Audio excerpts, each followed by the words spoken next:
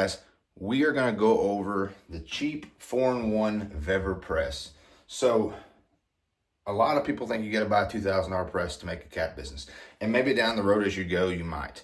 I have probably pressed somewhere over 2,000 plus caps, if not more than that. I'm not really sure. I don't keep cap. I've been doing this for about 3 or 4 years now. I've got the same original Vevor press I'm going to show you here in a minute. Yes, it is not probably as easy as the Stahls, but it is a tenth of the price. I think I gave like $150 for this. And so I've made a few mods to it, you're adding some more padding, shaping the pads that come with it. Everybody complains about not having a heated lower platen. So with that, you learn workarounds. So I'm going to show you today. I'm not going to do a bunch of them. I'm going to do maybe 1 or 2 caps. I'll probably try to speed through the process and kind of give you the thing. But one by one, I will show you exactly what I do with my caps. And I have had with good leatherette. Keep that in mind. That's the largest part of doing caps, is buying quality leatherette. So I buy mine from Lone Star Adhesives. I started off with Amazon patches. They were fine. They eventually would pill up, or they were poor quality. They wouldn't engrave well. They were cheap. Had some of those that I had to redo. Then I went to JDS at first, and they had stick-on. I thought that was awesome. You could just stick it on there, press it down. They lasted okay till they got wet. I have not had a single return on Lone Star. I've been using it for over 1.5 years. No complaints whatsoever. A few of the glues on the back don't always look consistent, but they have never had any peeling or whatnot, as long as it was pressed equal pressure, the same heat. I have my temps. You may not use these temps, but anyways, I'm going to go through and just run you through one cap. I got to do a pretty good size order of 24 caps right now, but I want to kind of show you how that works. So stick along, I'll show you how this works. All right, guys, I'm going to try to get the best angle on this. I have got this piece of steel plating that came along with my laser. When I bought my first laser, it was too small for the work area, so I kept it. And so usually I will lay that down just because I work off of these foldable tables, because a lot of times I'm doing signs, I have to move them around, so having them functional. I'm also in my temporary office, so pay no attention for that for right now, but we are in the middle of a remodel. And I got a set of these nice darker leather patches. I'm going to put on a set of camo hats for a local State Farm business. So he is wanting to have his patch put on some of these real nice 112s with the mossy oak bottomlands. So what I normally do is I go through and I'll use a work wall one time. I'll go through and pull all my inside cardboard patches out of there. Then I slide over to my heat press, load my cap. Usually I don't have this on yet. I'm not going to work through that process right now, but usually I will go through and make sure. I don't know if you notice this or not, but I have got a thick folded over rag that I have kind of molded to go smoother around here and taped it down. Yes, like I said, this is not going to be as nice looking as your Stahls is, but if you're starting off, a $2,000 investment on a heat press is a lot of money. So I'm getting to the point now where I probably could upgrade to this, but if it works and it ain't broke, don't fix it. So you load your cap, make sure you lift your spring up, get it seated in here.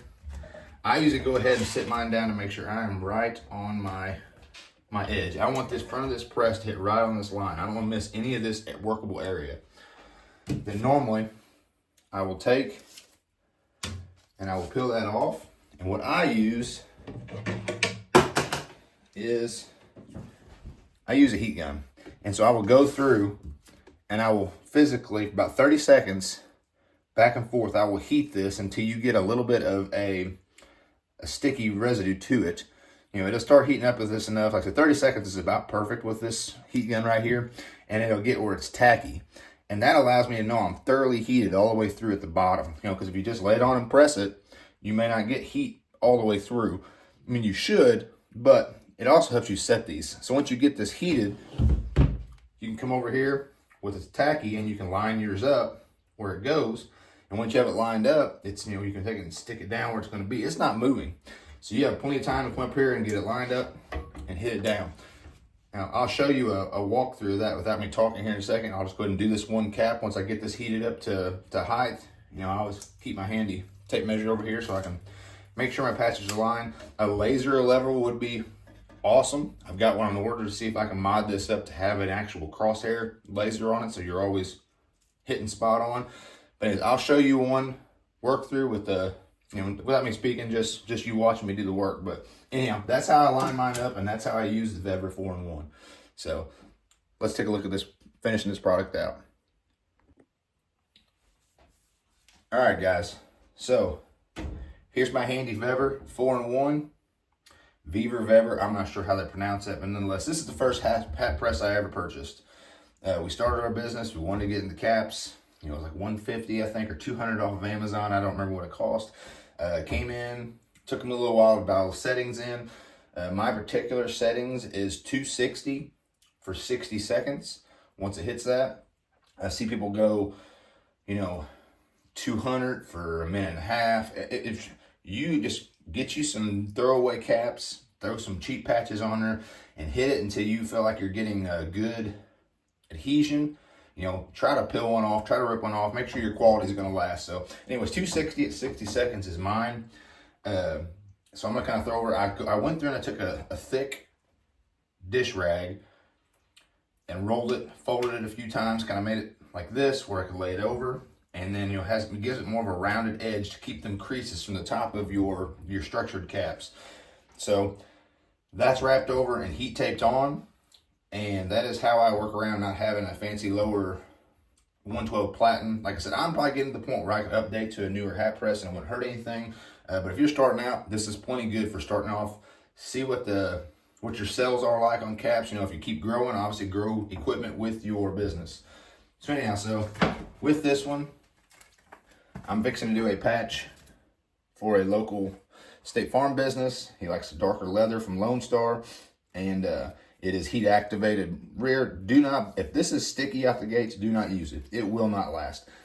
This is good leatherette. I have had no issues whatsoever with them. Everything they have given me so far has been good quality. So anyhow, this is what I'm gonna do for him. So I'm gonna go ahead and press one on and show you once this gets heated at the temp. And you push a spring loaded piece down. This is necessity. Do not skip this or you will have creases that will run this way because it's not tight enough. And make sure that it feels tight when it's in there because that's what keeps this from creasing up and down. You know, the pad keeps the top part, the crown, from getting the crease across here, but the pressure on the spring holding the cap tight is what keeps you from getting those creases that run up and down on the actual front of the cap. So now we're gonna push this down, fold it over, pull down. I always make sure if it's not tight.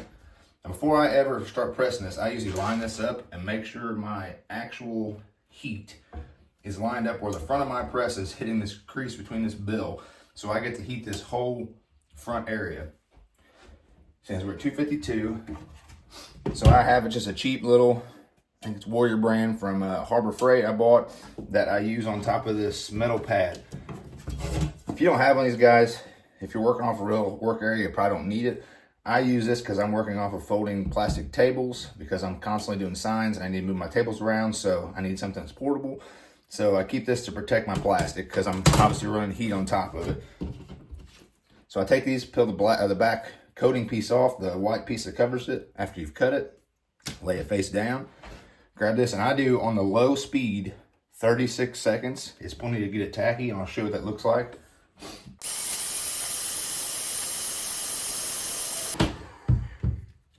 So as you can tell, it starts to get soft, and you can kind of see that orange peel look. That means this is tacky now.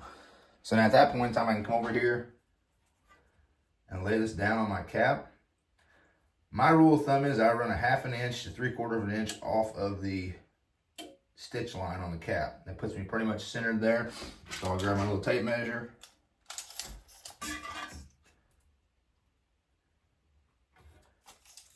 Make sure where I'm at. And a lot of it, guys, is just by eye. You do it enough, you know roughly where it should be.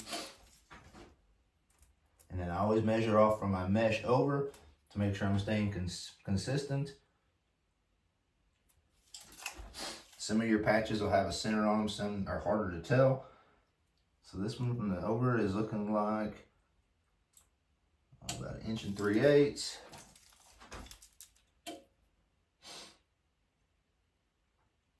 About 1 3/8 inches. Kind of check it out, make sure it looks good up and down.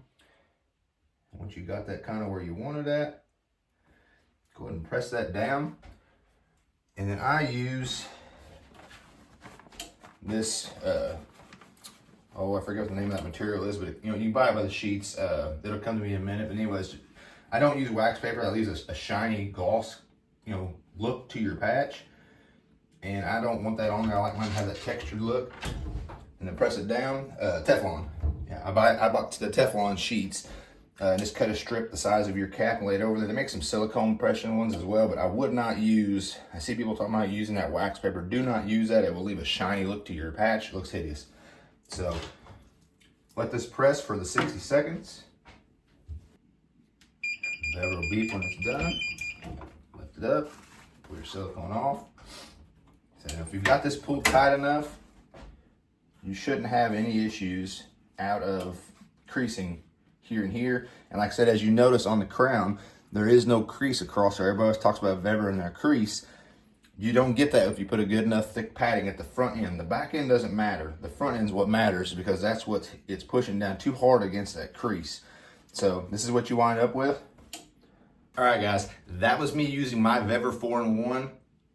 I mean, I don't know what you think, but this, to me, was a huge money-saving thing. And you've seen how well it worked. You see the patch quality. If you're not utilizing this type of items in your business to make profits for advertising, if you're running and you have a laser and this is the only holdup you have on how to make money off that laser, these right here all day. Get set up with a wholesale account, get these caps in, get some good quality leather patches in, and start hitting the local businesses in your area.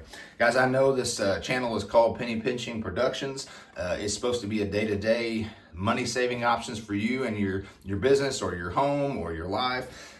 So there'll be different things on here I do content-wise. That's going to be some pertaining to my business, some that's going to be pertaining just to my day-to-day life, things I've found or items I've purchased I want to share with you that are a good deal. Like I said, none of this is going to be for you to purchase affiliate from me. I'm just sharing tips that I wish somebody would have shared with me. So yeah, this is the Vever 4-in-1. It comes with 4 hat presses. I'd have to go back and see, and I can type down below in the comments which bottom platen I'm actually using. It is not heated. That is what the tip is for using that heat gun. Like I said, get that heated, get that tacky, stick it down, nothing's moving. You are pretty much set to line it up, secure it, mash it down. Like I said, pumping out $6 to $8 profit per minute it's unbelievable in any kind of business you're doing. So anyhow, if you like this type of content, if you're interested in knowing a link to get one of these, it is not an affiliate link, but I will definitely share you the Amazon link that I purchased this from. Let me know. Drop a comment down below if you're using this. What settings you're using on. 260 at 60 seconds is for me. I've had no issues, been using it that way for years. If you like this type of content, drop down below. Let me know, hey, love this, appreciate your time. You know, something of that sort, just say hello, whichever way it may go. Definitely smash that subscribe button, that like, that share. Anything you do to help the content grow as I'm trying to get better at this. I am not a professional videographer, so I'm going to do my best, but I do want to share the content that I have with you guys of stuff that's helped me save money over the years. So anyhow, that's all I got for today. I appreciate you stopping in, and as always, let's save some money, guys.